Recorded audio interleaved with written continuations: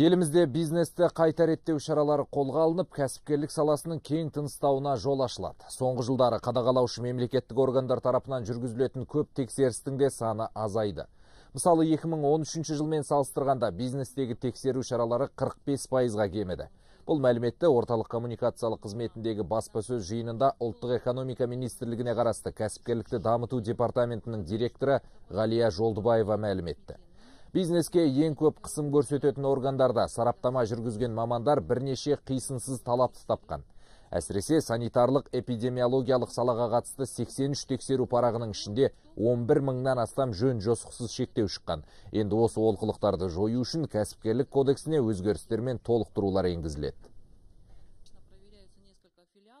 Анықтау мен жазалау саясатынан қазіргі кезде ескерту және адал кәсіпкерлікті қолдау саясатына ауысудамыз. Қазіргі кезде бір 25 салада өзінің ерекшелігімен тексерілетін қағидалары бар. Сол ерекшеліктерді алып тастап, жалпы қағидаға өткізіп жатырмыз. Тексеру парақтарында кәсіпкерлік субъектілеріне қойылатын талаптарды қысқарту және ретке келтіру. 80-нен астам тексеру парақтары тексеріліп, солар ретке келтірілетін болады.